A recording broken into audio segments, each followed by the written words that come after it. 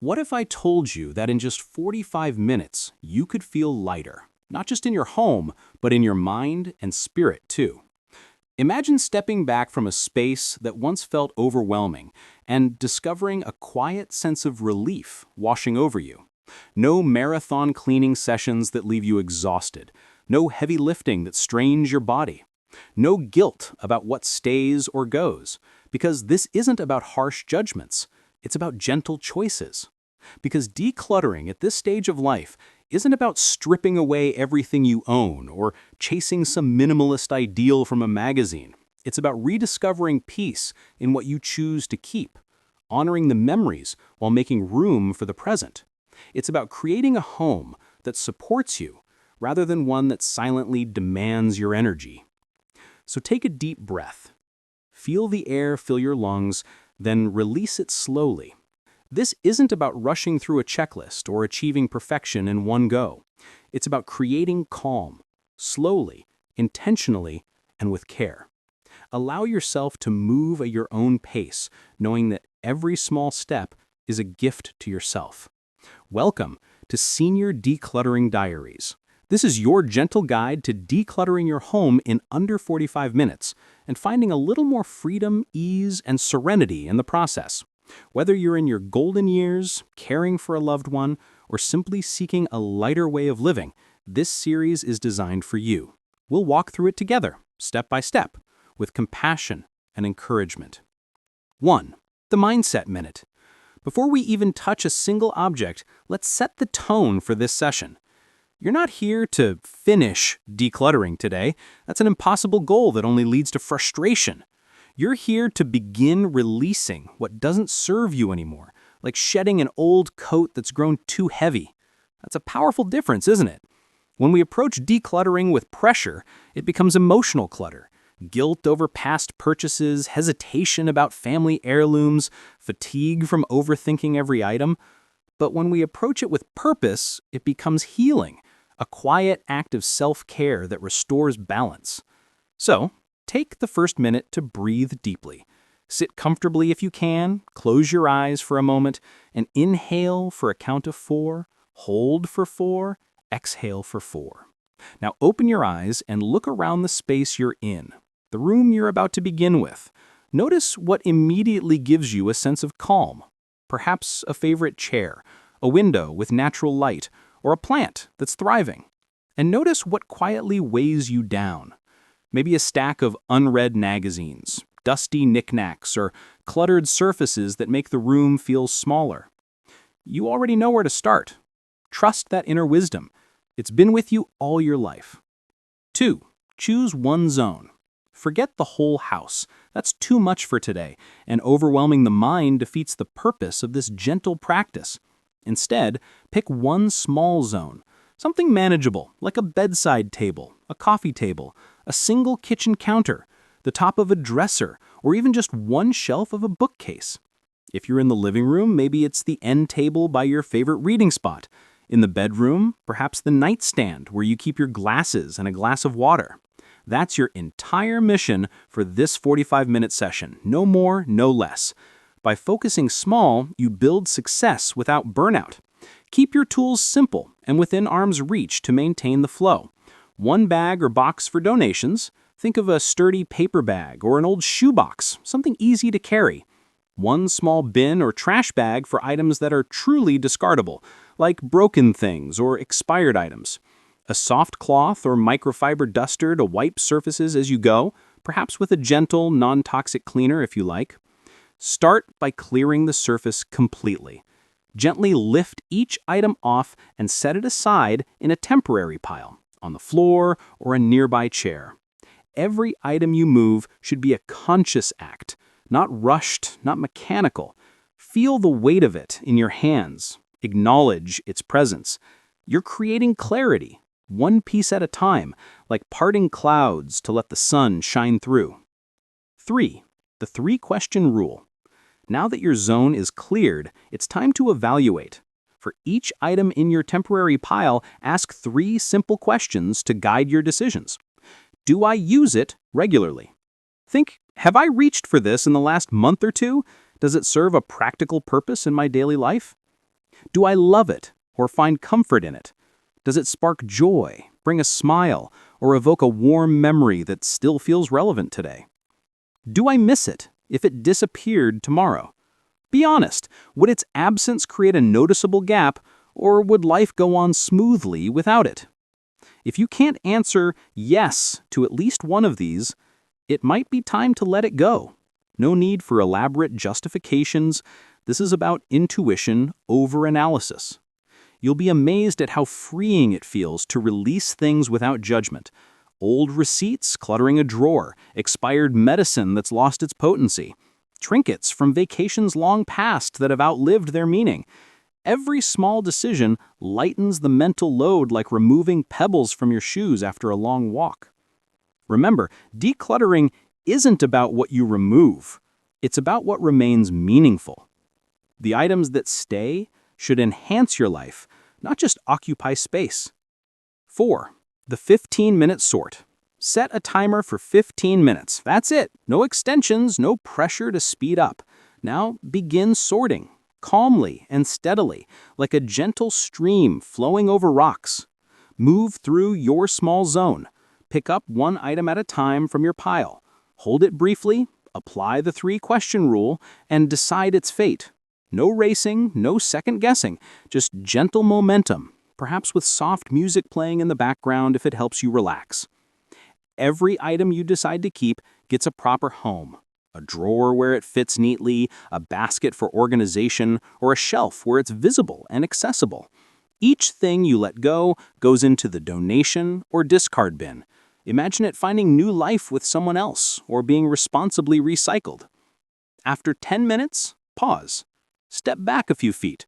Look at your progress, not just in the space, but in how your shoulders feel lighter, how your breathing deepens, maybe even how the room seems a bit brighter with less visual noise. That's what clarity feels like, a subtle shift from chaos to calm. If this process already feels peaceful and empowering, you'll love what we explore every week here on Senior Decluttering Diaries. We dive into real-life stories from our community, share tips for handling emotional items, and subscribe and join a growing community of thoughtful, heart-led declutterers who believe less stuff means more serenity. It's free to join, and you'll receive gentle reminders to keep your practice going. Your journey isn't about perfection. It's about progress, one gentle decision at a time. 5. The 10-minute reset. Once your surface is clear and your items sorted, use this time to reset it intentionally. Set another timer for 10 minutes to keep things contained. Wipe it down slowly with your soft cloth. Feel the smoothness under your fingers. Notice how dust and fingerprints give way to a fresh start. If you're using a cleaner, choose something mild with a soothing scent like lavender to enhance the sensory experience. Place only the essentials back, maybe a lamp for soft lighting, a book you're currently reading that invites relaxation, a photo of a loved one that brings quiet joy, or a small vase with fresh flowers if you have them. Arrange them thoughtfully, with space between each item. The rest, let it breathe. Empty space is not a sign of loss. It's room for peace to grow, like a garden bed waiting for new blooms. Look at the area you've just restored. You didn't just tidy up a corner of your home, you shifted its energy from stagnant to serene. That's what 45 minutes can do when you focus with intention, transforming not just the physical space, but your emotional one too. 6. The sentimental pause. Sometimes amid the sorting, you'll find things that stop you in your tracks. Old letters from a dear friend, a wedding invitation yellowed with time, a photo from decades ago capturing a moment of pure happiness. These aren't just objects, they're portals to the past. Instead of pushing through or forcing a decision, allow yourself a short moment to acknowledge the memory. Hold the item gently, let the feelings arise, nostalgia, warmth, perhaps a touch of sadness, and then breathe through it. You don't have to decide everything today. You're allowed to set aside a small memory box for another day, a dedicated shoebox or decorative tin where you honor the past without letting it take over your present. Limit it to a few items per session to keep it manageable. Remember, not everything needs to go, but everything needs to be chosen consciously. This pause isn't a detour, It's part of the healing, reminding you that decluttering is as much about emotional release as physical space. 7. The final sweep. You're nearing the end now, with just a few minutes left. Take the last few moments to check your space again, like a final walkthrough before guests arrive. Is there anything you kept out of guilt? Perhaps a gift from a relative that never quite fit your style? Anything that still feels heavy when you look at it, like it's pulling your energy downward? Trust your instincts. They've guided you well so far. If it doesn't feel like peace, it's not meant to stay. Give yourself permission to reconsider and move it to the donation bin.